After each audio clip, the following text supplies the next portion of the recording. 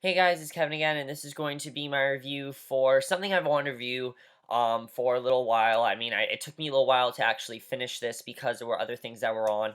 But this is for the mini series that was on Lifetime this weekend called The Secret Life of Marilyn Monroe. And yes, I just said it's on Lifetime. I know you're asking, why the hell did you watch this? It's a Lifetime movie. It's a biographical Lifetime movie that usually suck, and I knew that. However, I kept looking at trailer. I am subscribed to Lifetime YouTube channel, not, mainly because of like Unreal and Watch the V Stand and Flowers in the Attic and things like that. That's why I'm subscribed to them. Um, and I saw previews for this movie, and I'm like, wow, Lifetime actually looks like they're doing a very good job with this movie. They actually look like they put some effort into it. They look like they actually cared about like casting people that looked like the person they were portraying, and actually look like they actually could have done a really good job. And overall, after watching this, I have to say, yeah, it is very different from the typical Lifetime movie. In fact, it's hard to believe this is a Lifetime biography. It's so much more big than what you expect a typical Lifetime biographical adaptation to be. And this I thought was done very, very well. Secret of Marilyn Monroe is pretty much what you want in a Marilyn Monroe biographical drama. It really is pretty much that's what you want of it. It does have a few problems, but for the most part, it tells her story, which is good. And let's get to the plot of it, which the plot I actually find very interesting because Marilyn's not dead in the plot. She's actually being interviewed by her, basically getting um, therapy from this therapist, Alan DeShields, who he knows that she's unstable. He knows that she's struggling, and he just wants her to tell her story. So she begins to tell her story to him of what happened to her. Basically, sort of like her family life, what happened to her, her relationships, especially between her and Joe DiMaggio, and also her relationship with her mother, and eventually her eventual trip to stardom. And that's basically the plot of The Secret Life of Marilyn Monroe. And I think that honestly is a very good plot. I really love the fact that they kept her alive, and that's something I definitely love. Right off the bat, something that's much bigger about this is the cast in general. The cast is usually in Lifetime movies, they're complete unknowns that you'll never see again in anything, and here they actually got some really good people. Kelly Garner as Marilyn Monroe. Okay, she doesn't look 100% like Marilyn Monroe, but you're never gonna cast anyone that does because that's just Marilyn Monroe. No one's gonna actually look exactly like her.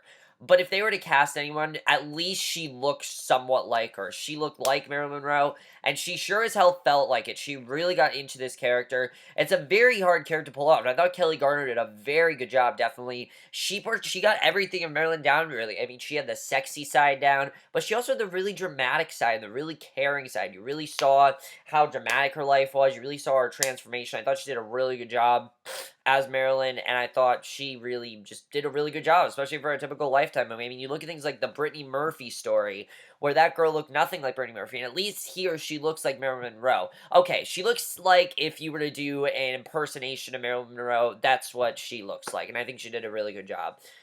Another very hard role to pull off is Gladys, of course, Marilyn's mom. Now, she pretty much was crazy. She really did love her daughter, but she was crazy. And Susan Sarandon, I thought, did a really good job pulling it off. It's a very hard role to pull off, and I thought she did an excellent job, I have to say. Definitely thought she did a really good job.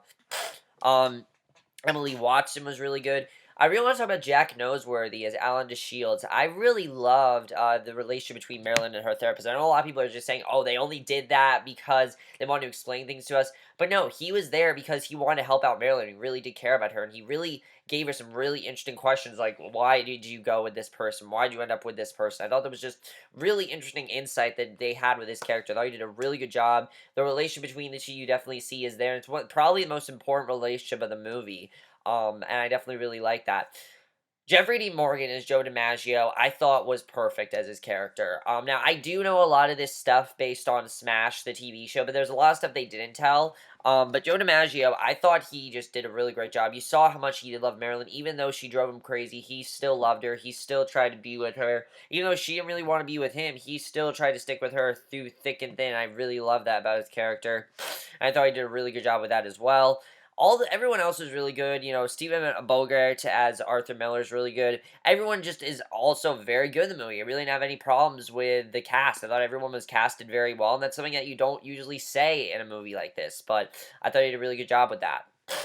My Now let's get to the directing of this movie. I thought the directing was definitely handled very, very well. My only problems are in the directing. I did feel some things were a bit, maybe too fast paced, and it's not their fault. You're never gonna be accurate. You're never gonna get her story down 100%. It's just that simple. It's a story where no one, from her family's alive. No, you can't get any insight from anyone. You could have contacted the therapist, but I don't even know if that was real. Like if that actually happened.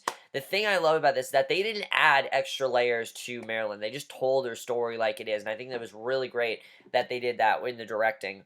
If I had to pick a problem, though, there were some things I did feel were a bit rushed, especially Marilyn's childhood. We literally see one scene of it, and then all of a sudden, she's an adult, which she's a teenager, which I understand why they did that, but I would want to see maybe a little bit more of Marilyn as a child. I think it was an interesting thing, especially her as Norma Jean before she transitioned to Marilyn Monroe.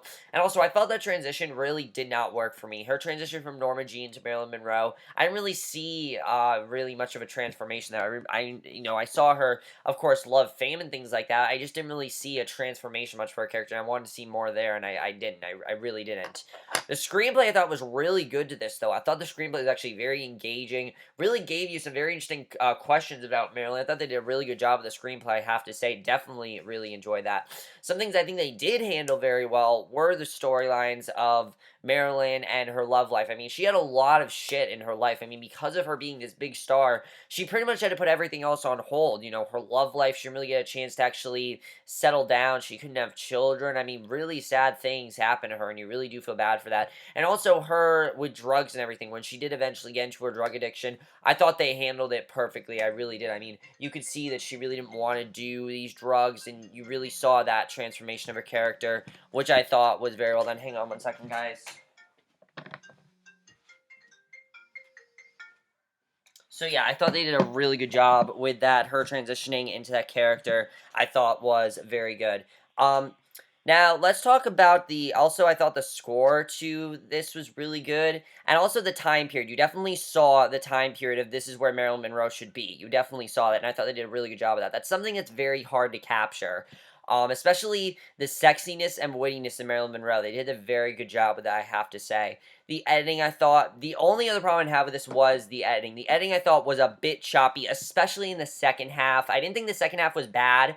I did feel the first half was better, but I did really like the second half. I will say, toward the end, though, like, when she got into the mental institution, and these are not spoilers, if you guys know Marilyn's story, you pretty much know this is gonna happen. Like, when she got into the mental institution, and when Joe DiMaggio, like, came to bail her, I just thought all that was just a little bit rushed, but that was only because they just had to, they couldn't tell the whole thing, like, they wanted to. And this definitely was a bigger budget, though. You definitely saw they cared more. A lot bigger budget than your typical Lifetime movie, which I thought was really good. And I definitely really appreciate that. I thought that was definitely very good with this movie.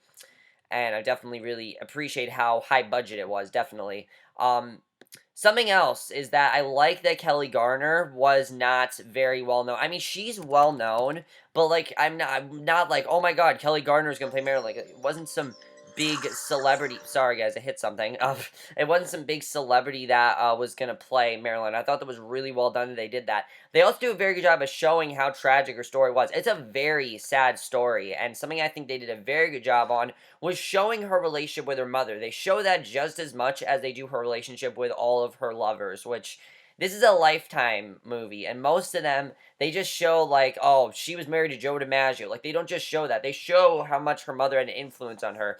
I mean, her whole life, Marilyn tried not to be like her mother. She tried to make sure that this is not who she was, and her mother kept warning her about things. I thought it was really interesting how her mother did warn her about things. And here's the other thing. As I said, it doesn't tell you stuff you didn't know about Marilyn, but if you don't know Marilyn's story, it actually is very interesting. Me, I knew part of her story from Smash, but there were things I didn't know. I didn't know that her aunt played such a big role in her life as to she was basically her mother, even though because Gladys was so unstable. I thought that was definitely, they handled that very, very well. They also, I really like they tried to not make this cheesy. This wasn't cheesy to me. It was actually very realistic. It showed what would happen if you were handled with drugs. It showed what happened if you got stuck in that spotlight. I thought it did definitely a very good job with that. And also the whole thing about her with men. I had no idea that her mom warned her, this is what's going to happen to you. Men are going to define your life. And that's pretty much what ended up happening to her. And that scared her. And she was terrified of that. You really see why Marilyn was so damaged. I mean, even though she was so witty and funny, she was very damaged her whole life. And you really do see that very well in this. So overall, guys, I really enjoyed The Secret Life of Marilyn Monroe. I thought I enjoyed it a lot more than I thought I would. I thought it was a very good miniseries. The second half, as I said, was a little bit rushed. I definitely thought it was a bit rushed, but I still really did love it. I definitely recommend you guys check it out. By definitely nothing, it's not amazing, okay? I'll say that. It's not amazing. I'm just very impressed because this was a very hard story to pull off, and I thought they did a very good job with pulling it off. So if I had to grade this, I would definitely give it a B+, 4 out of 4. Highly recommend you guys check it out.